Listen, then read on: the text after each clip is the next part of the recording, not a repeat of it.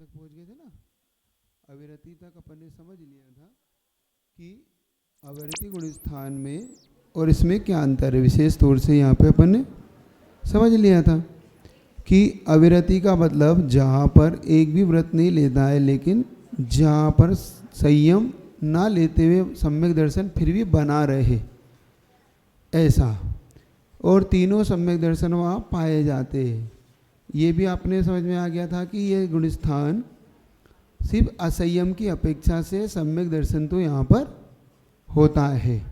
फिर अपन ने पंचम गुण स्थान की विशेषताओं को यहाँ पे देखा था। पंचम गुण स्थान में विशेष तौर से जीव को एक देश संयमी कहें, है ना, संयमा संयम कहें, देश व्रत कहें, ये एकार्थवाचक उसके अर्थ हैं। और सबसे मुख्य बात इसमें ये है कि त्रस हिंसा का त्यागी रहता है, बाकी हिंसा स्थावर हिंसा को छोड़ नहीं पाता है। मुख्य रूप से ये गुण स्थान त्रियंच और मनुष्य में ही और कर भूमि के त्रियंच मनुष्य में ही पाया जाता है। इसमें एक भ्रांति जो लोगों के बीच में, वो थोड़ी सी भ्रांति आपकी ये समझना आज क्या भ्रांति है। लोगों में भ्रांति ये है कि ये प्रत्याख्यान कसाई के उदय से बनता है, क्योंकि यहाँ पर प्रत्याख्यान कसाई का विशेष तौर से उदय होता है, क्योंकि अनंतानामंदी तो पहले दूसरे में चली गई, तीसरे और चौथे गुण स्थान में अप्रत्याख्यान कसाई चली गई। तो उनकी भ्रांति ये है कि ये गुण स्थान प्रत्याख्यान के उदय से बनता है। चूंकि अगर उदय से बनेगा तो ये औदयिक भाव हो जाएगा, मतलब उदय का मतलब उस कर्म के उदय में। तो प्रत्याख्यान का उदय तो नीचे भी है, पहले में भी है, दूसरे में भी, तीसरे में भी, चौथे में भी अगर बनना चाहिए तो फिर वहाँ भी बनना चाहिए। तो उसके कारण ये कहने में जरूर आता है कि ये प्रत्याख्यान के उदय में नहीं बनता। तो कब कैसे बनता है महाराज? ये अप्रत्याख्यान के अनुदय में बनता है। अप्रत्याख्यान का अनुदय, प्रत्याख्यान कसाई का सर्वघाती का उदयाभावी क्षय, सदा सर्व उपसम और संजलन की देशघाती प्रकृतियों का उदय, इससे ये क्षय उपसम भाव बनता है। क्योंकि ये क्षय उपसमिक भाव है, ये औदयिक भाव नहीं है। जो 5 भाव आपको सुनने को मिलेंगे, थोड़ा सा आपको बता देता हूँ वो क्या होते हैं। उपसम भाव होता है जो कर्म के दबने से बनता है। क्षोपसम भाव होता है जो सर्वघाती प्रकृति और उनके ही उदयाभावी क्षय और सदोष उपसम और देशघाती प्रकृति के उदय से बनता है। और क्षायिक भाव कर्म के क्षय से बनता है और औदयिक भाव कर्म के उदय में बनता है। और पारणायिक भाव जो इन चारों को बिल्कुल किसी से कोई मतलब नहीं, क्षय से, उपसम से, क्षय उपसम से, उदय से, मात्र वो सहज रूप से आदमी को, जीव को प्राप्त है। जीवत्व भव्यत्व अभवत्व, ये किसी कर्म के उदय में नहीं है। ये तो यहाँ पर जो ये भाव है वो कौन सा भाव है? क्षयोपशमिक। कौन सा भाव है ये याद रखना। कभी भी कोई आपसे कितना ही कहे कि ये गुण स्थान तो कर्म के उदय में बन रहा है, प्रत्याख्यान के उदय में, तो मत मानना। क्योंकि औदयिक भाव मानते क्या समस्या आएगी? औदयिक भाव मानने से कर्म की निर्जरा में समस्या आएगी, क्योंकि इसमें असंख्यात गुणी निर्जरा होती रहती है। जो भी पंचम गुण स्थान को प्राप्त कर लेता है जीव, उसकी असंख्यात गुणी निर्जरा प्रत्येक समय होती रहती है। और कर्म के उदय से अगर मानोगे तो औदयिक भाव मानते ही कर्म के फिर उदय से कर्म की उदय में निर्जरा नहीं होगी। क्यों? कारण क्या दोगे? और होगी तो फिर अपन मिथ्या दृष्टि को भी कर्म का उदय उसे भी हो जाएगी। सम्यक दृष्टि को भी अविरत क्यों कह रहे हो? उसकी भी असंख्यात गुणी निर्जरा पे विशेषता कहाँ से लाओगे? समझ रहे हो आप? हाँ, यहाँ पर तो ये क्षयोपशमिक भाव है। ये पहले अपने दिमाग में रखना, चाहे आपको कितना ही कुछ समझ में ना भी आए तो इतना रख लेना अपने दिमाग में कि कौन सा भाव है ये, बस इतना आप रटना रख लेना। कोई कुछ भी कहे तो कहना नहीं, मैं मान नहीं सकती क्योंकि कर्म का उदय है ही नहीं। नहीं, आप प्रत्याख्यान का उदय, प्रत्याख्यान के उदय से सकल संयम नहीं होता, उसे ये बताना। आपको क्या बताना है? आपको प्रत्याख्यान के उदय से व्रति नहीं बन रहा, प्रत्याख्यान के उदय से वो मुनि नहीं बन रहा, ये कहना उससे, हाँ, बल्कि ये तो अप्रत्याख्यान के अनुदय से बन रहा है। अप्रत्याख्यान अनुदय का मतलब जिसका उदय आप रोक दिया गया है, जिस प्रकृति को अब यहाँ से हटा दिया गया है, ये ध्यान रखना, ठीक है, थोड़ा थोड़ा याद रखना। चलिएगा, तो ये गुण स्थान मनुष्यों में और तिर्यंचों में कितने जन्म के कितने दिन बाद मिलता है? तो मनुष्य को 8 वर्ष अंतर्मुहूर्त के बाद ये पंचम गुण स्थान मिल जाता है, अगर चाहे तो, मिले जरूर नहीं। लेकिन कोई मनुष्य अगर व्रती बनना चाहता है तो कितने दिन बाद बन सकता है जन्म के? और कोई त्रियंच बनना चाहे तो ज़्यादा से ज़्यादा 1.5 महीना कम से कम, और अधिक से 12 महीने में वो बन सकता है। किसी त्रियंच का अगर जन्म हो और वो व्रती बनना चाहता है तो कम से कम 1.5 महीना उसे बिताना होगा, तो उसके बाद योग्यता उसकी आ जाएगी कि वो व्रती बन सके। जैसे अपने को 8 वर्ष बाद आई ना, ऐसे त्रियंचों को भी 1.5 महीने बाद और अधिक से अधिक 12 महीने के बाद, क्योंकि गर्भज में, अंडज में और पोतज में सम्मूर्छन जन्म वालों को थोड़ा अंतर वो ले लेते हैं। सम्यक दर्शन तो अंतर्मुहूर्तवाद ही बना लेता है, ये भी एक है, ये बता देंगे।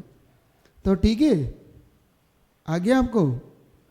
और तिर्यंच गति में जो सम्मूर्छन वाला जीव है वह जन्म के 3 अंतर्मुहूर्त बाद इस गुणस्थान को प्राप्त कर सकता है। गर्भज के लिए 1.5 महीना और 12 महीना अधिकतम, और सम्मूर्छन के लिए 3 अंतर्मुहूर्त बाद पंचम गुण स्थान की योग्यता आ जाती है। पूछना तो नहीं किसी को कुछ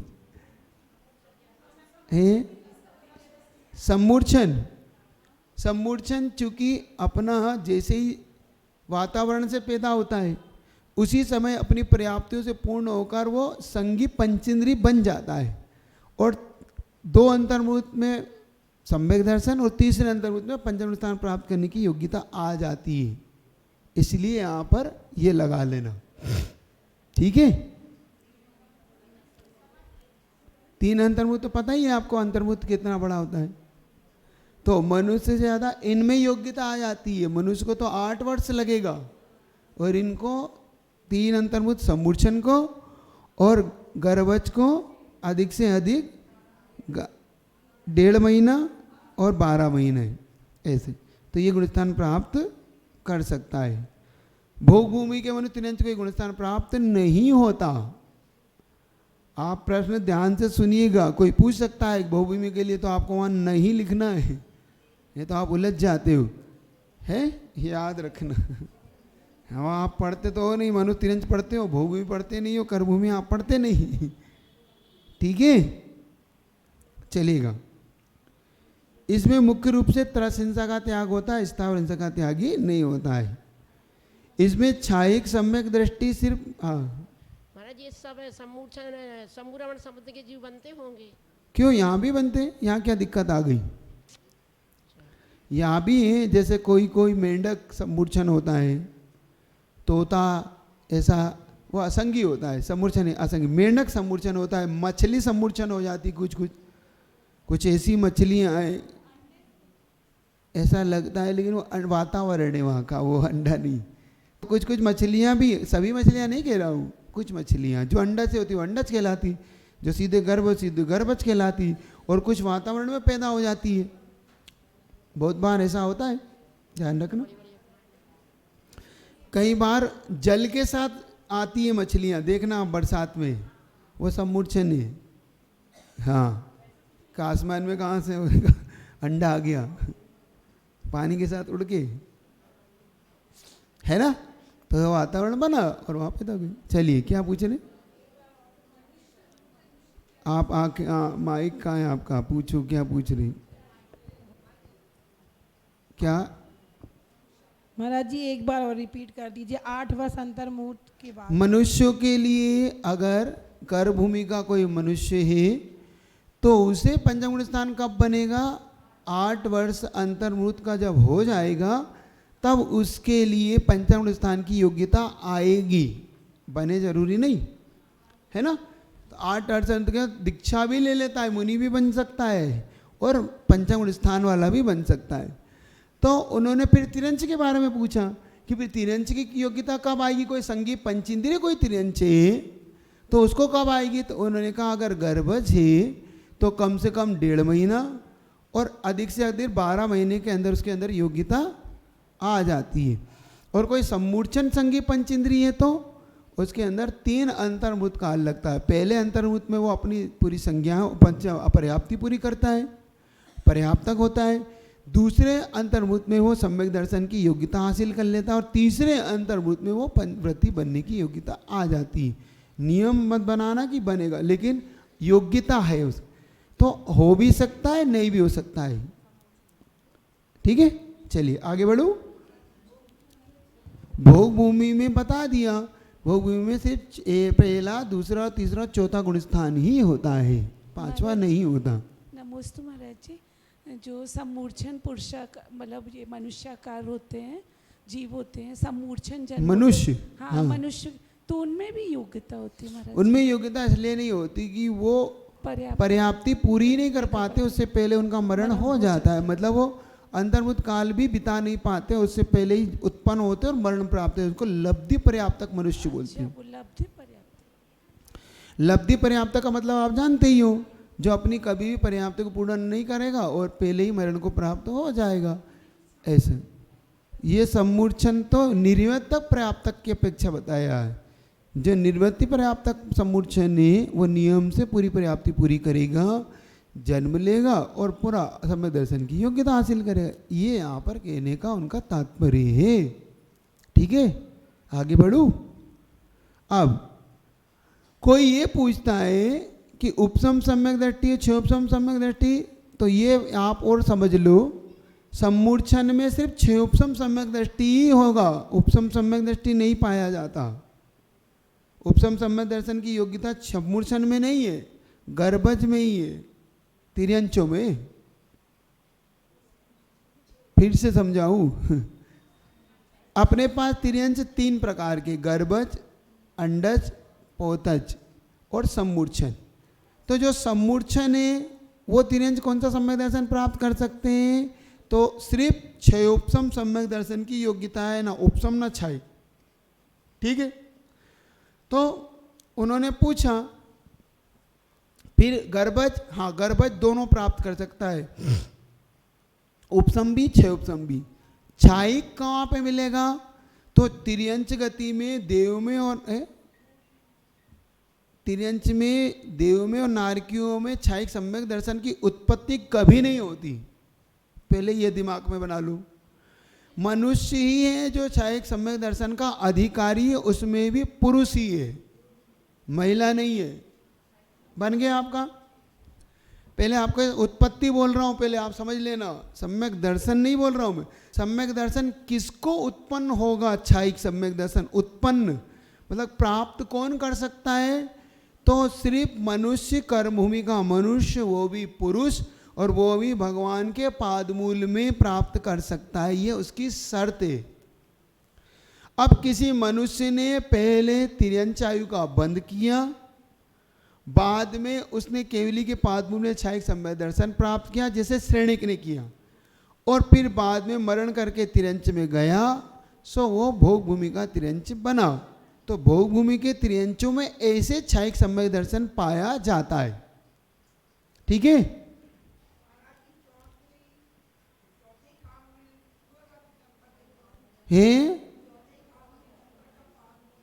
चौथे काल में तो मिलेगा, ये तो सच है। लेकिन अभी आपको मैं नक्शा में एक जम्बूद्वीप के नक्शा पढ़ाया था, आप भूल जाते हैं। यहाँ पर विजयार्थ पर्वत की श्रेणी अभी भी मौजूद है, जहाँ पर वो प्राप्त करके मुक्ति को जाता है। विदेह नहीं, विदेह भूल रहे हो, मैं भरत क्षेत्र की चर्चा कर रहा हूँ। आप विदेह क्यों पहुँच गए? भरत क्षेत्र में विजयार्थ पर्वत है, नक्शे में देखा था आपने? देखा था, जहाँ पर विद्याधर लोग रहते, वहाँ से आज भी मुक्ति है इस पंचम काल में, लेकिन वहाँ पे चतुर्थ काल वर्तता है। सिर्फ भरत क्षेत्र के आर्य खंड में ही काल परिवर्तन होता है, ये याद लिख लेना। विजयार्थ आपके आर्य खंड में नहीं आता, वो मलेच्छ खंड और आर्यखंड की सीमा पर स्थापित है वो, याद रखो। छह खंड में आपको देख लो, जम्बूद्वीप का नक्शा देखना। मलेच्छ खंड, 5 मलेच्छ खंड और 3 मलेच्छ खंड उधर और एक आर्य, 2 मलेच्छ खंड इधर, बीच में विजात पर्वत उसको बांट रहा है, बॉर्डर पे बैठा है। ठीक है, अब आया तो आज भी यहाँ से भी मुक्ति है और यहाँ से भी छाया समय दर्शन है। कहाँ से? हाँ, कोई पूछ ले तो गड़बड़ में मत आ जाना, नहीं तो आप फिर विदे करने लग जाओ। हाँ, क्यों नहीं हो सकता, मनुष्य। हाँ, आप माइक ले लो तो आपको पूछो, क्या पूछना चाह रहे? महाराज जी, जैसे विद्याधर जो होते हैं, हाँ। उनको अवधि ज्ञान होता है, तो सुबह जब अंजना सती की बात आई तो वो तो उनके साथ तो उनके भाई तो विद्याधर थे। हाँ, तो जरूरी थोड़ी कि सभी विद्याधर को अवधि ज्ञान हो। अच्छा, ऐसा नहीं। भाव प्रत्यय थोड़ी है, भाव प्रत्यय देव और नारकी के लिए। तो विद्याधर को अवधि ज्ञान कैसे होगा? क्षयोपसम निमित्त से। अच्छा। अगर उसको क्षयोपसम नहीं है तो नहीं होगा, क्षयोपसम होगा तो होगा। क्षयोपसम निमित्त सट विकल्पा शेषाणाम। क्षयोपसम निमित्त से 6 प्रकार के विकल्प से मनुष्य और तिर्यंचु में होता है। ये कहाँ है वहां पर? अच्छा। तो क्षयोपसम नहीं है तो नहीं होगा। क्षयोपसम मतलब वो तब जैसे आपको मति शुद्ध ज्ञान का क्षयोपसम है कि नहीं, ऐसे अवधि ज्ञान का नहीं है। ऐसा विद्याधर को अरे होगा कि नहीं होगा, ये तो उसके क्षयोपसम पर डिपेंड है। उसको क्षयोपसम नहीं है तो नहीं होगा। हाँ। महाराज जी, अभी आपने बताया कि मनुष्य तिर्यंच आयु का बंद करने के बाद छाया सम्यक दर्शन प्राप्त करेगा तो भोग भूमि हो सकता है। तिर्यंच आयु का बंद करने के बाद क्षयोपसम सम्यक दर्शन हो तो छूट जाएगा, तो भी वो भोग भूमि का बनेगा, फिर नहीं जाएगा तो तिर्यंच तो भोग भूमि का ही बनेगा, लेकिन क्षयोपसम दर्शन उसको अंतर्मुख 2 अंतर्मुख के लिए छोड़ना होगा। तो जब मरण करेगा जब और जन्म लेगा जब, फिर 2 अंतर्मुख बाद क्षयोपसम समझ की पुनः योग्यता आ जाएगी, बना लेगा। तो क्षयोपसम सम्यक दर्शन में भी वो भोग भूमि ही जाएगा? नहीं, छोड़ना पड़ेगा, मिथ्यात्व के साथ जाएगा। लेकिन वो आयु तो लेकिन नहीं बनाना आपको, लेकिन कहते ही फिर उसके साथ चला जाएगा वो। आपको बीच में मिथ्या दृष्टि बनाना होगा उसको, फिर आप उसको पहुंचा पाओगे वहां पे तिर्यंच गति। लेकिन ये कंडीशन तो दोनों के साथ, छाया को क्षयोपसम दोनों के साथ होगी कि अगर तिर्यंच आयु पहले बांध ली है पहले बाद बांध में दी है तो आयु हाँ वहाँ ठीक है। भोग भूमि की मिलेगी। हाँ, बात नहीं भी मिथ्या दृष्टि है तो भी भोग भूमि ही जाएगा। इससे कोई फर्क नहीं पड़ता कि उसने आयु कहाँ की बांधी है, भोग भूमि की, तो आयु भोग भूमि की छूट नहीं सकती। तिर्यंच आयु की बांधी है, तिर्यंच की मान लो, मैं तो तिर्यंच की कह रहा हूँ। तिर्यंच की बांधी है तो भी भोग भूमि ही जाएगा। मिथ्या दृष्टि तो मिथ्या दृष्टि में जाएगा, उससे क्या लेना देना इसका। नहीं, क्वेश्चन आया था क्वेश्चन मैंने आयु कहाँ की बांधी उस पर डिपेंड करता है। अगर तिर्यंच आयु बांधी है तो अब तिर्यंच में ही जाना निश्चित है। सम्यक दृष्टि हुआ तो भोग भूमि के जाएगा, और मिथ्या दृष्टि तो दोनों संभव है, कर्म भूमि में भी चला जाए और भोग भूमि में भी चला जाए। सम्यक दृष्टि में छायक हो या क्षयोपसम दोनों में से कोई भी हो तो भी भोग भूमि ही जाएगा। इतना अंतर है, छायक छूटेगा नहीं, क्षयोपसम छूट जाएगा, इतना अंतर है। ठीक है, चलिएगा। अणुव्रतों की विशेषता आप पढ़ रहे थे, तो इस प्रकार से उसके लिए आपको ये याद रख रहा है कि क्षयोपसम सम्यक दर्शन और किसी, ये एक से आपको तिर्यंचों के लिए भी अब इस गुणस्थान में जन्म नहीं होता, ये आप याद रखेंगे। जन्म के गुणस्थान पहला, दूसरा, चौथा, ये याद रखना। आप माइक ले लो तो पढ़े आप क्या पूछ रहे हो। एक माइक और दे दो। हाँ, चलिए। महाराज जी, जैसे वो 14वें 13वें गुणस्थान में भी गया तो भी मरण के समय चौथे ही में आएगा। अरे कितनी बार बताया, 13वें से उसे मुक्ति जाना है कि नीचे आना है? मुक्ति जाना, तो फिर चौथे में काहे को आएगा वो? तो वहां से मुक्ति जा सकता है। जब उसका नियम हो चुका है कि अब 12वें गुणस्थान के बाद अब वो मुक्ति की ओर बढ़ चुका है, अब उसे नीचे आना ही नहीं है, तो फिर 14वें गुणस्थान की चर्चा क्यों हो रही है यहाँ पे? हम खुद इतना विवेक तो लगाएं कि जब 13वें गुणस्थान में पहुंच गया है तो उसका घातिया कर्म ही नाश कर चुका है वो, अब उसे सिर्फ घातिया ही करके मुक्ति जाना ही है, तो फिर 14वें गुणस्थान में कैसे आएगा वो? तो 12वें से चौथे में आएगा। 12वें में भी क्यों आएगा? 12वें का नियम 13वें गुण स्थान का है। 12वें अभी आपको मैं गुण स्थान पढ़ा ही रहा हूँ, आप थोड़ा सा धैर्य रख लेंगे तो अपन 5वें से आगे 6ठे 7वें पहुँचेंगे, तो अब 13वें में भी पहुँचेंगे। तो 13वें में पूछना ये प्रश्न आप। अभी हम 13वें में पहुँचे नहीं, अभी हम पंचम गुण स्थान पे हैं। और फिर आगे आगे धीरे धीरे हम 6ठे में जाएंगे, 7वें की विशेषता देखेंगे, 8वें की देखेंगे, तो 13वें तक पहुँचेंगे, तब आपका प्रश्न आपको खुद उत्तर मिलेगा। थोड़ा मरण की बात है ना, इसलिए मरण इसलिए कह रहा हूँ कि उसमें मरण होगा तो नियम से वो मुक्ति को ही प्राप्त करेगा। तो मुक्ति प्राप्त करने वाला चौथे में क्यों आएगा? वो तो गुणस्थानातीत होगा ना, वो तो गुणस्थान को तो खत्म ही हो जाएंगे। जन्म लेने की अपेक्षा से बनता है, वहां तो जन्म होता ही नहीं है।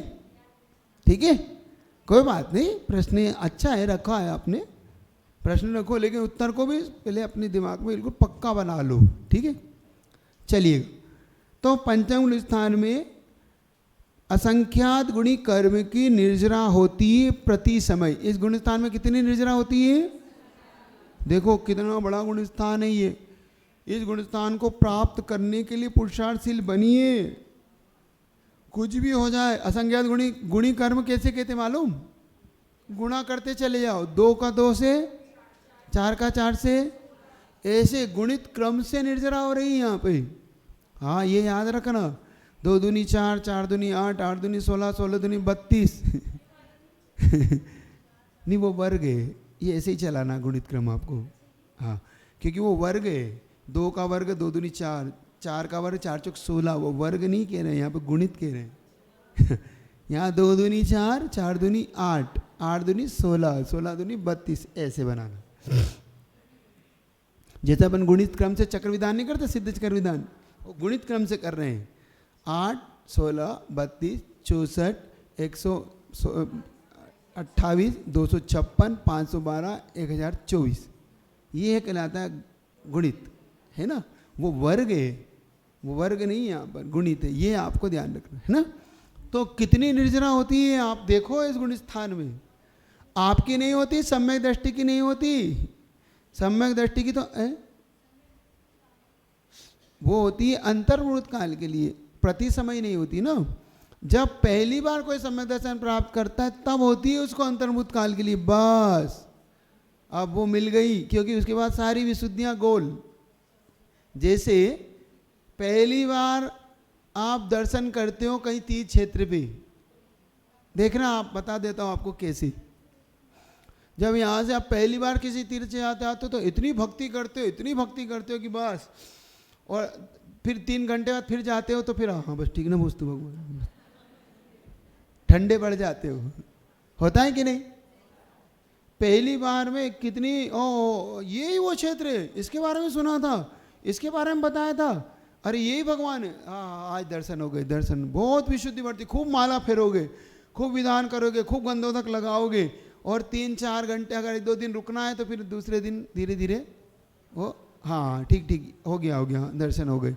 क्यों कर लो? हाँ वो कर लिए, कल करते लिए थे, ये घट गई ना विशुद्धि। इसीलिए सम्यक दर्शन की ऐसे ही कोई अविरति सम्यक दृष्टि है चतुर्गुण, तो पहली बार में बस अंतर्मुख के लिए होती है, बाकी हाँ सब ठीक है। लेकिन जैसे ही चारित्र आता है तो वो चारित्र अब असंख्यात गुणी, क्योंकि संकल्प जीवन भर का है उसका। अब कब का है? जीवन भर का उसका पापों का त्याग का संकल्प है, और संकल्प से उसकी असंख्यात गुणी निर्जरा वहां हो रही है। आप समझना कि आप खूब जैसे अविरति हो, खूब विधान कर रहे हो, और वो सो रहा है तो अब भी तुमसे उसकी सोते हुए भी असंख्यात गुणी निर्जरा है तुमसे, और तुम विधान कर रहे तो भी नहीं है तुम्हारी, क्योंकि उसका संकल्प है पाप का, तुम्हारा त्याग नहीं है। तुम अभी जाके निपटाओगे, और कहता है नहीं मैं पानी छाने बिगर नहीं ले सकता, और तुम अभी नीचे जाके बाटल खटखट पी जाओगे। वो कहता है नहीं भैया मुझे तो घर जाना पड़ेगा, अभी पानी छानूंगा, जीवानी करूंगा, फिर गर्म करके पीऊँगा, मेरा नियम है। और तुम्हारा कोई नियम नहीं है, नीचे विधान करते करते नीचे चले जाओ, पी के फिर आके विधान करने लग जाओ, इसलिए तुम्हारी निर्जरा नहीं है। सुन रहे हो? और वो सोया हुआ है तो भी उसका संकल्प है कि नहीं रात्रि भोजन नहीं कर सकता, मेरा संकल्प, और तुम जागते हुए भी खाते रहते हो। ध्यान रखना, ये अंतर है तुम्हारा उसका। तो असंख्यात गुणी निर्जरा चारित्र से होती है। किससे होती है? तो वहाँ पे जो देश व्रत चारित्र है उसका, इसलिए अगर थोड़ा सा आपका भाव बने और हिम्मत हो तो व्रतों को लो और तुम पंचम स्थानवर्ती बनो। असंख्यात गुणी निर्जरा को अपने अंदर पैदा करो। सोते हुए भी, खाते हुए भी, सामायिक करते हुए, पूजन करते हुए भी आपकी निर्जरा होगी, और आप विधान करते हुए भी नहीं कर पाओगे। समझ रहे हो? क्योंकि तुम्हारा असंयम तुम्हें नहीं करने देता, क्योंकि संकल्प नहीं है। सारा खेल संकल्प का है। एफडी और करंट अकाउंट का उदाहरण दिया था ना। एफडी 9 साल की है, देखना कितने साल की, 9 साल की होती ना, तो 9 साल में दुगनी कर देता है वो। 1 लाख रुपए तुमने एफडी में दिए और 9 साल बाद वो क्या होता है? दुगना हो जाता है। और मान लो करंट अकाउंट में थे, तुमने 9 साल तक 1 रुपया भी नहीं निकाला उस खाते से, और तुमने कहा कि भैया वो मेरा वो दुगना कर दो, अब तो कम से 9 साल हो गए। कहते आपका अकाउंट क्या था? करंट, कुछ नहीं हो सकता आपका। अरे हमने 1 पैसा नहीं निकाला, आपने संकल्प का लिया। आपने संकल्प पत्र भर देते कि मैं 9 साल तक नहीं निकालूंगा, तो हम दुगना कर देते। क्योंकि आप नहीं निकाला इसलिए नहीं, आप कल आ जाते तो मुझे देना पड़ता, बैंक को देना पड़ता, लेकिन संकल्प पर भरते कहते बैंक कहती अब ये आपका पत्र है, नहीं देंगे हम आपको पैसा, अभी नहीं देंगे, आइए 9 साल बाद। इस समझ में आ गया आपको? अंतर पकड़िएगा। इसलिए संकल्प लेना अपने जीवन में, संकल्प को अपने जीवन में लेकर व्रती बनना। समझ में आया? हाँ, क्या पूछ रहे? नमोस्तु महाराज जी। आपने बंद को चालू कर दिया कि चालू को बंद कर दिया? हाँ महाराज जी, जैसे अपन विधान वगैरह करते हैं। बंद हो गया आपका माइक। चालू है महाराज जी। हाँ। जैसे महाराज जी अपन लोग विधान करें और संकल्प ले लेते हैं कि हम 1 घंटे के, यानी जब तक विधान कर रहे हैं तब तक के लिए हमारा संकल्प है। माइक में आवाज तो आई नहीं रही, क्यों नहीं आ रही? या तो आप सीधा पकड़ नहीं पा रहे इसको, सीधा पकड़ो, सीधा। इसकी आवाज बढ़ा दो भैया उसकी। हाँ नमोस्तु महाराज जी। हाँ, महाराज जी जैसे अपन विधान माइक को व्यवस्थित लगाओ पहले मुंह पे। और पास में। हाँ हाँ नमोस्तु महाराज जी। हाँ बोलो। महाराज जी जैसे अपन विधान कर रहे हैं हाँ और अपन ने संकल्प ले लिया कि जब तक हमारा विधान चलेगा जी। तब तक के लिए हमारा ये हम यहाँ से उठेंगे नहीं और ना बात करेंगे, ना बहुत कुछ अच्छा। नहीं हाँ करेंगे। ठीक है, तो उस समय हमारी कर्मों की निर्जरा त्याग है आपका, निर्जरा का कारण नहीं है वो। आपके लिए त्याग कर लिया है, पुण्य का आश्रय तीव्र होगा उसमें आपका। अच्छा आपको पुण्य तो बहुत अच्छा बनेगा, क्योंकि संकल्प का मतलब यावत जीवत, जीवन पर्यंत के लिए आपने व्रत ग्रहण किए हैं, 1 घंटे के लिए नहीं किए हैं आपने, जीवन पर्यंत। जैसे मान लो किसी की संलेखना चल रही हो, वो कह रहा है कि मैं आज 24 घंटे जल नहीं लूँगा, और उसका मान लो बीच में मरण हो जाए, तो उसका यावत जीवन यम संलेखना नहीं है उसकी। और किसी ने यम संलेखना ले ली और अंतर्मुहूर्त बाद चला जाए, तो उसकी यम संलेखना है। यम संलेखना समझ रहे हो? यम संलेखना का मतलब होता है चारों प्रकार का जीवन पर्यंत के लिए जिसने छोड़ दिया है, हिम्मत नहीं होती अच्छे की। और जिसने कहा कि कोई बात नहीं 1 महीने का उपवास करता हूँ, लेकिन जीवन भर नहीं, ये जीवन भर नहीं, जीवन भर नहीं छोड़ूंगा, 1 महीना तो उपवास ले सकता हूँ, जीवन भर के लिए नहीं छोड़ूंगा। क्यों? अरे 15 दिन की आयु बची, क्यों चिंता करते हो? बच गया तो नहीं लेता मैं जीवन भर। समझ रहे हो आप? ऐसे ही आपने संकल्प क्या है, क्या मालूम आपने क्या किया है?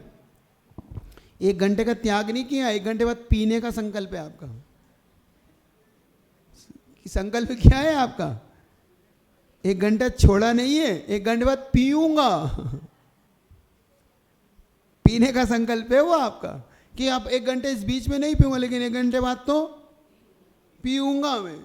जैसे मैंने सुदर्शन सेठ का बताया था, सुदर्शन सेठ ने 24 घंटे के लिए छोड़ दिए कपड़े, तो मुनि नहीं हो गया वो? क्यों? क्योंकि 24 घंटे के बाद मैं प्रेरणा ग्रहण करूंगा। ये बात समझ आई? अगर कोई उसके कपड़े को उठाने लग जाए तो आकुलता हो जाएगी उसको बीच में कि अब 24 घंटे बाद क्या पहनूंगा, तुम कहाँ ले जा रहे मेरे कपड़े। और मुनि महाराज को कोई आकुलता नहीं, अभी हमें उतार के फेंक दिए, जिसे चाहे ले जाओ, मुझे क्या करना, मुझे तो जीवन भर नहीं पहना, जिसे चाहे ले जाओ। इतना अंतर है, होता है कि नहीं होता है? होता है। जिस चीज को हम त्याग कर देते हैं उसके प्रति हमारा मोह भाव अपने आप ही कम हो जाता है। मान लो आपने साड़ी त्याग कर दी, 5 साड़ी आपके पास थी भाई, 5 नहीं ले ली, 5 हटा दी आपने, तो अब आपका मोह नहीं होता, वो देने में आपको कष्ट नहीं होता। लेकिन जिसका त्याग नहीं उसकी तो एक भी चली जाए तो आफत होती है, हार्ट बीट ऊपर नीचे होने लगती है, वो साड़ी कहाँ गई, वो साड़ी कहाँ गई। वो किसी काम की ना हो तो भी मन में उथल पुथल हो जाती होती है, वो इसीलिए क्योंकि संकल्प नहीं होने से। ठीक है, तो ये देखिए ये गुण स्थान कहाँ कहाँ पाया जा सकता है। देखो अब ये थोड़ा अच्छा प्रश्न बहुत बता रहा हूँ। ये गुण स्थान ढाई द्वीप में और अंतिम स्वयंभू रमण समुद्र में और स्वयंभू पर्वत के अर्ध भाग में, याद रखना, रिपीट कर दे रहा हूं। ये पंचम गुण स्थान कहाँ कहाँ पाया जा सकता है, तो ढाई द्वीप में। ढाई द्वीप कौन कौन से लेना? जम्बू द्वीप, पुष्कर, धातकी खंड और आधा पुष्करात। तो दोनों समुद्र भी ले लेना इसमें। ढाई द्वीप के अंदर समुद्र अपने आप गर्भित हैं, नहीं तो तुमको कि हाँ सब, क्योंकि द्वीप के साथ 2 समुद्र हैं ही, ढाई द्वीप बोल रहा हूं। तो दोनों कालो ददी और लवणो ददी, ये दोनों ले लेना। और उधर अंत में जाओगे तो स्वयंभू रमण समुद्र और स्वयंभू रमण द्वीप आधा, वहां पर एक रिजवाचल पर्वत है जो उसको आधा करता है। वो हाँ पर्वत है जो आधा पर्वत इधर तो भोग भूमि का है और आधा पर्वत के उस पार की भूमि कर भूमि है, इसलिए आधी लेना, स्वयंभू रमण द्वीप को आधा लेना। समझ गए? तो द्वीप तो हो गए 3 है, समुद्र तो उसके बाद है, तो पूरा समुद्र लेना। वो पूरा समुद्र कितना है? आधा राजू है। जहां तक मुझे वृषभाचल पर्वत ही है, वो फिर भी एक बार देखूंगा मैं उसको, अभी जल्दी नहीं कर रहा, अभी जल्दीबाजी मत लिखो, उसको मैं देख के बताऊंगा कि कौन सा पर्वत है वो। किसी को पता हो तो बताओ। तो आप खुद विस्तार देख लो ना कैसे होता है, दुगना हो रहा है। जम्बू से लवणोदधी दुगना, लवणोदधी से धातकी खंड दुगना, धातकी से कालोदधी दुगना, कालोदधी से पुष्कर दुगना। तो अब अपन पूरा करते करते वहां पहुंचे, तो असंख्या द्वीप समुद्र पार करके जैसे ही स्वयंभू रमण द्वीप आया तो इन सबका दुगना और उन सबका दुगना समुद्र। टोटल द्वीप समुद्र का दुगना क्या है? स्वयंभू रमण समुद्र। तो अपने आधा राजू अपने आप हो गया ना। कहीं दिमाग, अपने को दिमाग ज्यादा दौड़ देने की जरूरत है ही नहीं, क्योंकि उनकी शर्त क्या है? इससे दुगना ये है, उससे दुगना वो है। तो द्वीप से दुगना समुद्र, समुद्र से दुगना द्वीप, द्वीप से दुगना समुद्र करते चले चलो। अब अपन पहुंच गए समुद्र स्वयंभू रमण द्वीप पर, तो इन सबका दुगना द्वीप, स्वयंभू रमण द्वीप, और द्वीप का दुगना तो आधा राजू अपने आप ही समुद्र निकल ही गया, उसमें क्या आश्चर्य है? आ गया नहीं आया? पीछे से चलो, आधा आधा कट करते चलो, हाफ हाफ, तो हाफ क्या आएगा? समुद्र। इसका आधा द्वीप, उसका आधा, आते आते जम्बू द्वीप तक आ जाए, एक राजू बच जाएगा। कहीं से चल लो तुम तो भी तुम्हारा यही बैलेंस होगा। समझ रहे नहीं समझ रहे? आ रही बात? समझ आ रही? समझ में आ गई? थोड़ी थोड़ी आई, चलो जितनी आई है ना, चलिएगा। तो स्वयंभू रमण समुद्र में, क्योंकि सबसे ज्यादा सीट कौन भरता है देवों की? ये समुद्र के पंचम स्थान से त्रियंच भरते हैं, यही है जो सबसे ज्यादा असंख्यात देव देवता बनते हैं। क्योंकि मनुष्य तो संख्यात ही है और देवता असंख्यात है, तो कौन भर रहा है इन सीटों को? मनुष्य तो भर ही नहीं सकता। तो ये तिर्यंच हैं जो भर रहे हैं, सम्यक दृष्टि तिर्यंच हैं, सम्यक दृष्टि पंचगुण स्थानवती तिर्यंच, ये सब उन सीटों को भर रहे हैं वहाँ जा जाके। बस ये है कि तुम मनुष्य हो तो उनके तुम इंद्र बन जाते हो बस जाके वहाँ। तुम तो वहाँ जाके हाँ अधिकार जमा ले तो आ जाओ, मैं इंद्र हूँ, सब मेरे नीचे आ जाओ सब मिलके, आप आज्ञा मानो मेरी। ये इतना रहे बस, समझ आ रहा। अब इसमें अगर इस गुणस्थान को कौन कौन से पंचगुण स्थान में, ऐसा कभी नहीं होगा कि पंचगुण स्थान इस लोक में नहीं होगा, हमेशा कोई ना कोई जीव इस गुणस्थान में बना ही रहेगा, कोई ना कोई, खाली कभी नहीं होगा ये गुणस्थान। अंतर मार्गणा में अंतर कभी नहीं आएगा, निरंतर मार्गणा ही है, हमेशा कोई ना कोई बना रहेगा। वेद की अपेक्षा नपुंसक वेद वाला भी, पुरुष वेद वाला भी और तिरंच मतलब स्त्री वेद वाला भी इन पंचगुण स्थान को प्राप्त कर सकता है, द्रव्य वेद से भी, और भाव वेद वाला तो फिर आगे बढ़ ही सकता है। ठीक है, ठीक है, चलेंगे अपन। कौन कौन होता है तो आरिकाएं, छुल्लक, छुल्लिकाएं, एलक, प्रतिमाधारी श्रावक इस गुणस्थान वाले हो सकते हैं। अगर कोई आरिकाएं तो कौन सा गुणस्थान है उसका? पंचम गुणस्थान है। इसका मतलब वो पंच परमेष्टि में, और जो पंच परमेष्टि नहीं है उसकी, बस स्पष्ट है। अब कोई प्रश्न नहीं, कोई इस पे चिन्ह नहीं।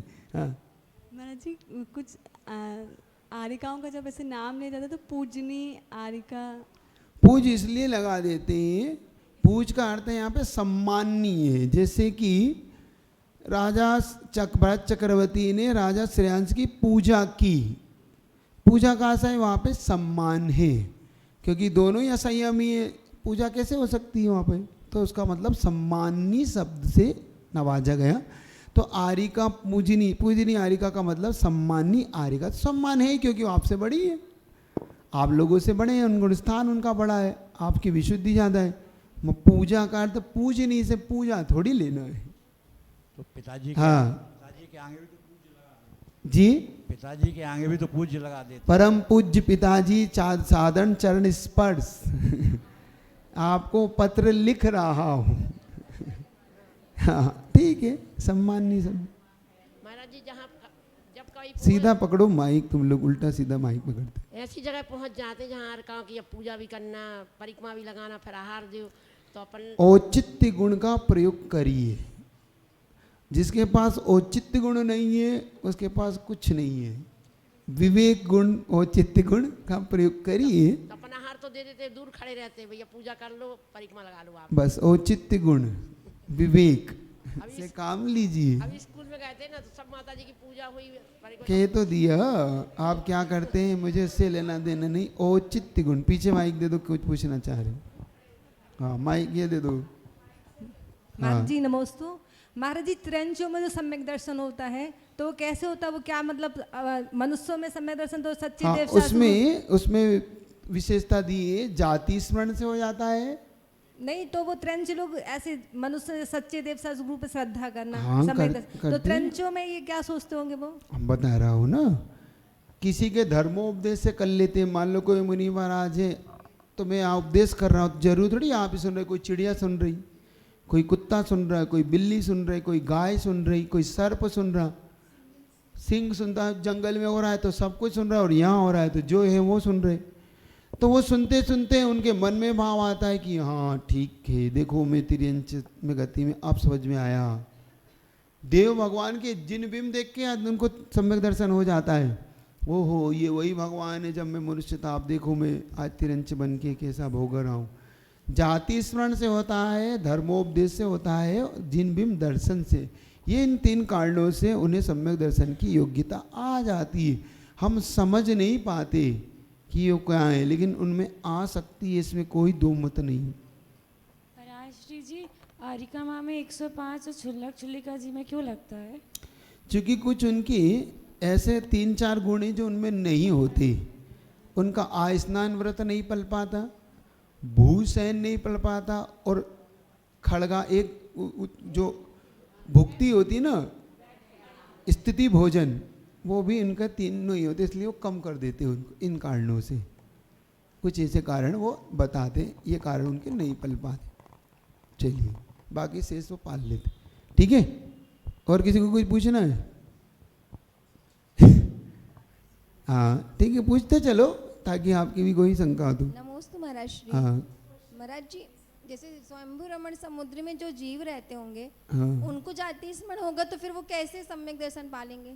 जाति स्मरण ऐसे होगा, मर के यहाँ से मर के स्वयं में पैदा हुआ, अब यहाँ तो कहना माना नहीं आपने हम लोगों का, अब वहाँ पैदा हुए, अब तुम्हें अचानक याद हो आया अपना भाव कि पहले मैं कटनी में पैदा हुई थी, महाराज जी मुझे पढ़ा रहे थे, मैंने मानी तो नहीं बात महाराज की, और अब मैं यहाँ आके तिरंचनी में पैदा हुई हूँ। ओहो, अब याद आ रहा है मुझे, और अब मैं वही बात को स्वीकार करती हूँ, अब स्वीकार करती हूँ कि ये भगवान जो कहा था वो सच है, और उसको मैं आज अपनाती हूँ। बस सब में दर्शन की पलेगा कैसे वहाँ महाराज? है, पलेगा कैसे वहाँ? पलेगा में दिक्कत थोड़ी है, मैंने बताया था ना कल कि सबके अलग अलग हैं, तुम अपने से उनको मत जोड़ना। तुम्हें देव दर्शन का नियम है, उन्हें नहीं है। बस वो तो श्रद्धा गुण मात्र से पाल लेते हैं। उन्हें जो विश्वास है, उनका विश्वास इतना दृढ़ है कि हम मनुष्यों का इतना विश्वास दृढ़ नहीं जितना तिर्यंचों का दृढ़ है। आपसे एक बात पहले भी कही थी, आप इतने पुराण ग्रंथ देखते हो, कभी बताना किसी तिर्यंच ने लिए व्रत को तोड़ा हो। नहीं तो आपके तो कई उदाहरण में दे बता दूंगा कि आपने ले लेके कैसे तोड़े और कैसे प्रायश्चित ले लें फिर आए आप। तिर्यंच कभी भी लेकर नियम नहीं तोड़ता, उसकी खासियत है। कभी नहीं तोड़ा, मैंने तो नहीं देखा आज तक उसको। मर गया वो, प्राण दे दिए उसने, चाहे वो लोमड़ी हो, सियार जिसको बोलते, प्राण दे दिए। सर्प हो, उसने प्राण लिया, छोड़ दिया। सिंह हो, उसने प्राण छोड़ दिए अपने, लेकिन मांस नहीं खाया उसने, पत्ते खा के काम चलाया, उसे सल्लेखना ले ली उसने, लेकिन नियम नहीं तोड़ा कि मेरा मरण हो रहा है। हम ही हैं कुछ अजीबो गरीब से हाँ, जो ले लेके प्रायश्चित की बातें करते रहते और तोड़ते रहते। ठीक है, ऐसे याद हो आता है। या कोई देव वहाँ पे जाके उन्हें धर्मोपदेश दे दे। मान लो कोई दो चार मित्र थे और मर के कुछ देव में चले गए, वो तिरंज समूरमण चले गए। अब वो देव पता करता है ज्ञान से कि मेरा मित्र कहाँ है इस समय, तो पता है कि वो समूरमण देश में उसका जन्म हुआ, तो वहाँ जा उसको संबोधन करता है कि देखो मित्र, तुम अब पैदा अब यहाँ हुए हो, अब तो कम से कम सच्चे देव सद्गुरु की श्रद्धा कर लो। तो अपनी भाषा में कर लेता है वो कि हाँ अब ठीक है, मैं क्या करूँ, मैं अब हो गया। उसे याद हो आता है कि हाँ तुम ठीक कह रहे हो, तो कर लेता है, नहीं तो नहीं होती, तो भटकता रहता है। बहुत मुश्किल है। इसलिए मैं आपसे एक चीज़ बार बार ये कहता हूँ, हम ना तिर्यंच के लिए जाने की कोई बात करके अपने आप को वहाँ पे बनाएं। हमारे लिए इससे अच्छा कोई सुअवसर नहीं है। हम क्यों सोच रहे हैं कि तिर्यंच में जाएंगे जब करेंगे, हम नरक में जाएंगे जब सम्यक दर्शन पैदा करेंगे।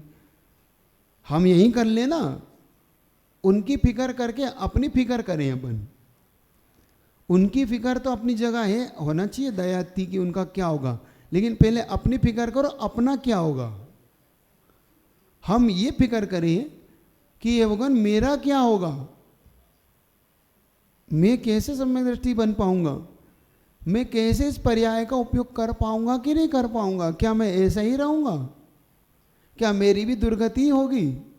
तब हम चेत पाएंगे, जब हम अंदर से कुछ जागृत हो पाएंगे। वरना हम हमेशा यही कि उनका क्या होगा, वो कैसे बनेगा, ये कैसे बनेंगे, तिर्यंच कैसे बनता है। ये तो ठीक है, जानकारी आपकी अच्छी है, लेकिन पहले अपनी चिंता करिए। पहले स्वाहित्व, अपने हित को पहले साधिए। स्वाहित उपलब्धि है, मतलब स्वयं के हित का जो चिंतक है वही पर के हित का चिंतक हो सकता है। जो अपना हित नहीं कर सकता वो पर का हित भी नहीं कर सकता। ये बिल्कुल फैक्ट है, ये याद रखना। अपना हित करने पर ही पर का हित कर पा सकने की योग्यता होती है इसमें। कोई प्रश्न तो नहीं है? हाँ, आ रहा होगा ही मन में कि वो ठीक है, याद रहेगा। तो आप लोग अपना हित करिए। गुणस्थान इसलिए पढ़ा रहा हूँ ताकि इन गुणस्थान से अपने गुणस्थान की चिंता करो कि हमारा कौन सा गुणस्थान है। आपको कौन सा गुणस्थान लगता है आपका? चौथा। चलो कम से कम उसके हेतु तो पता है ना। 4 हेतु हैं उसके: प्रसम भाव, संवेग भाव, अनुकंपा भाव और आस्तिक भाव आपके हों कि नहीं अंदर, टटोल लीजिए। प्रसम का मतलब राग आदि की कमी होना, प्रसम भाव। प्रकृष्ट रूप से न उपसमिति प्रसम, समन कर दिया है जिन्होंने अपने राग भाव को। तो आपका राग भाव देखना कितना कम हुआ है, कि बढ़ा है कि घटा है। माइक है तो क्यों करो। जी, राग भाव किसके प्रति? सबके प्रति, अपने भी प्रति और पर के प्रति भी राग भाव। मतलब ऐसा ना हो कि तुम्हारा अटैक आ जाए। होता है उसको कुछ हो रहा है और हमें अटैक आ रहा है, अरे उसका क्या हो रहा है, अब रात भर में अपनी हार्ट बीट कम हो रही है। ये राग भाव है हमारा। व्यक्ति नहीं, वस्तु से भी राग हो जाता है। अरे मेरा धन खा गया, वो क्या होगा, अटैक आ जाते हैं बहुत से लोग को धन के चक्कर में। उसका धन क्या गया, उसका तो सब कुछ चला गया। ये राग भाव। तो वो राग भाव में कमी रखता है। नगर नारी को प्यार यथा कादे में हेम अमल है। जैसे स्वर्ण में पड़ा हुआ कीचड़, स्वर्ण कीचड़ में पड़ा होने पर भी अपनी स्वर्णता को नहीं खोता ना, ऐसे ही वो ग्रस्त में रहकर भी अपने सम्यक दर्शन को रखता है। आगे 6 डालाकार स्वयं कह रहे हैं। अभी तो गुणस्थान पढ़ लो, ठीक है। चलिएगा, ये कुछ विशेषताएं जो आपको पंचम गुणस्थान की होती है। अब इस गुणस्थान में हम कौन से गुणस्थान से जा सकते हैं? पहले गुणस्थान से हम 5वें गुणस्थान में जा सकते हैं, चौथे गुणस्थान से हम 5वें में जा सकते हैं। क्या दूसरे से जा सकते हैं? दूसरे, आप जल्दी बताओ, दूसरे से हम पहले 5वें गुणस्थान में जा सकते हैं? क्यों नहीं जा सकते? क्योंकि वह नियम से पहले में ही ले जाता है, इसलिए। अच्छा, तीसरे से 5वें में जा सकते हैं? तीसरे में, पहले में या चौथे में? क्योंकि तीसरे चढ़ते हुए बनता तो है लेकिन व्रत नहीं ले सकता, चौथा ही बनेगा, ठीक है। तो पहले से 5वें में, चौथे से 5वें में और छठे से 5वें में, ये भी याद रखना, छठे से। हाँ, इसलिए इस गुणस्थान में हम अलग अलग गुणस्थान से आ सकते हैं। गिरने की अपेक्षा बन जाएगा, वो चढ़ने की अपेक्षा बन जाएगी, ठीक है। हाँ, और इस गुणस्थान से हम कहाँ जा सकते हैं? इस गुणस्थान से हम 7वें गुणस्थान में जा सकते हैं, इस गुणस्थान से हम चौथे में जा सकते हैं, इससे हम तीसरे में जा सकते हैं, और इससे हम पहले में और दूसरे में, मतलब नीचे में सब में चले गए। छठे में डायरेक्ट नहीं जाया जाता, 7वें से छठे में आया जाता है, ये याद रखना। पंचम गुणस्थान से 6 में नहीं जा सकते आप, पंचम गुणस्थान से 7वें में ही जाता है। जब भी पहली बार गुणस्थान बनेगा मुनि का तो सप्तम बनेगा, छठा कभी नहीं बनेगा। छठा बनेगा गिरेगा जब। पहली बार कोई दीक्षित हो रहा है तो उसका पहली बार दीक्षित होते ही सप्तम गुणस्थान ही बनता है, फिर बाद में छठा बनता है, फिर 7वां बनता है, फिर छठा 7वां करता रहता है। गिरेगा तो भी 5वें में भी जा सकता है, चौथे में भी जा सकता है, फिर नीचे जा सकता है, जैसी प्रकृति उसकी उदय में आ जाए उसको। ठीक है। और चढ़ते समय आगे फिर 7वां 8वें में जा सकता है। चलिए, बच गए 5 क्या? नहीं, आकुलता तो नहीं है ना? हाँ पढ़े। हाँ नहीं, मतलब छोटा ना हो तो बात अलग। चलिएगा, अब इसमें अगर हम अलग अलग गुणस्थानों की अपेक्षा से ये देख लिया हमने, ये भी समझ लो कि इसका उत्कृष्ट काल कितना हो सकता है, मतलब ज़्यादा से ज़्यादा इस गुणस्थान में हम कितना रह सकते हैं? तो ज़्यादा से ज़्यादा हम इसके अंदर एक पूर्व कोटि से कुछ कम एक पूर्व कोटि से कुछ कम काल तक इसमें रह सकते हैं। तिर्यंच में कितने कम बता दिया था, पंचम स्थान कब हो जाता है? जल्दी माइक से बोलो। 3 अंतर्मुहूर्त। तो वही 3 अंतर्मुहूर्त कम करना है एक पूर्व कोटि में। 8 वर्ष मनुष्य की शर्त है, तिरंच की नहीं है। तो ये गुणस्थान पंचम गुणस्थान से मनुष्य का हो रहा है कि तिरंचों को भी हो रहा है? ठीक है। अब तो अब आपको तिरंच के हिसाब से बनाना है। अधिक कम से कम अंतर्मुहूर्त काल और अधिक से अधिक 3 अंतर्मुहूर्त कम पूर्व कोटि तक जीव इस गुणस्थान में रह सकता है। अब मनुष्य रह सकता है कितना, अब ये बताओ जल्दी से। 8 वर्ष मनुष्य कम है? क्या कह रहे हैं, क्या कह रहे हैं? फिर से बोल दूं। मुहूर्त कम 1 पूर्व कोटि। कोटि मनुष्य के लिए, ठीक है। तिर्यंच के लिए बनेगा 3 अंतर्मुहूर्त कम 1 पूर्व कोटि, ये उत्कृष्ट काल है। और मनुष्य के लिए बनेगा 8 वर्ष अंतर्मुहूर्त कम पूर्व कोटि। 3 अंतर्मुहूर्त कम 1 पूर्व कोटि। 1 पूर्व कोटि क्या कहलाता है महाराज? 84 लाख में 84 लाख का गुणा करो, उसमें जो संख्या उसमें 1 करोड़ का गुणा करो, इसको बोलते 1 पूर्व कोटि। 84 लाख में 84 लाख गुणा करने पे जो संख्या उसको 1 करोड़ से गुणित कर दो, वो 1 पूर्व कोटि संख्या आपकी आ जाएगी। और उसमें अभी बहुत सारी चीज़ें पूर्वांग है, ये है, बहुत सारी वस्तु फिर बाद में, पहले ये इतना समझ लो। समझने के लिए पहले इतने लिए समझिए, चलिएगा। और इस गुणस्थान में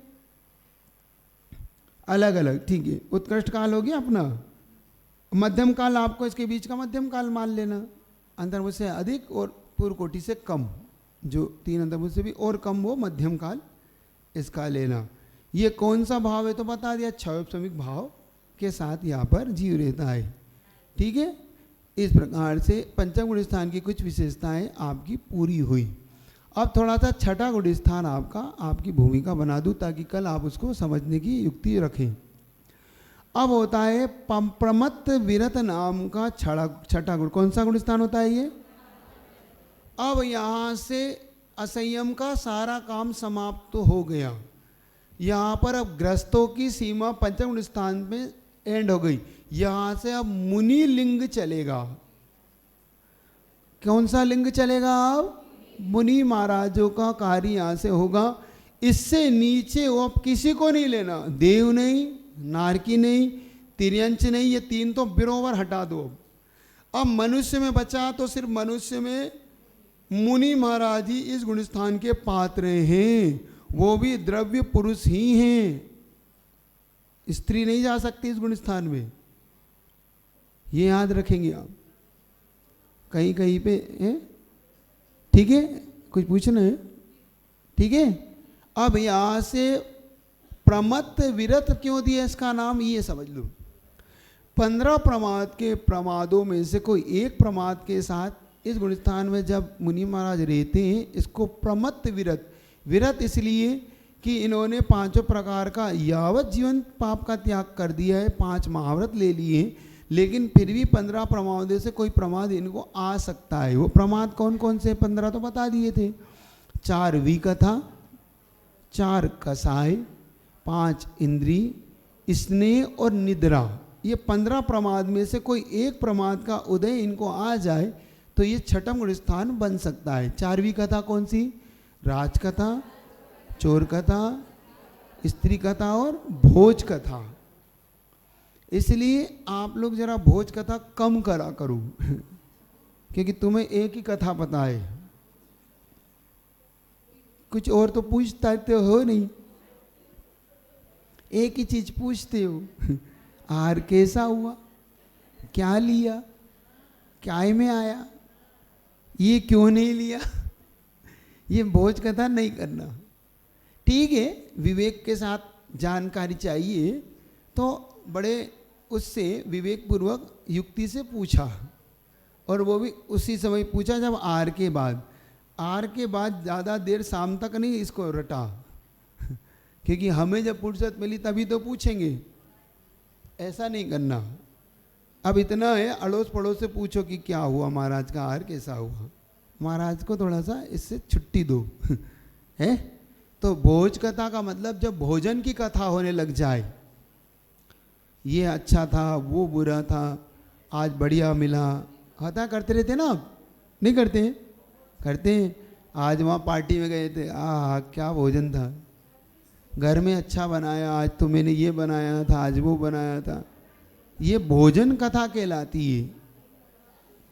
और चोर कथा, चोरी के योग्य कुछ चीज़ों को पूछना, ये माल कहाँ बिकता है, ये चोरी की कहाँ, देखो ये कैसे, उसमें आनंद लेना। अब अपन कुछ कर नहीं रहे, लेकिन उसमें बैठे बैठे अरे वहाँ 2 नंबर का माल अच्छा मिलता है, चले जाया करो, कोई बात है, क्या फ़र्क पड़ता है। ये कथा नहीं करना, ये चोर कथा है। वहाँ देखो क्या आइडिया दिया पिक्चर में चोरी करने का, ये चोर कथा है। समझ रहे हो कि नहीं?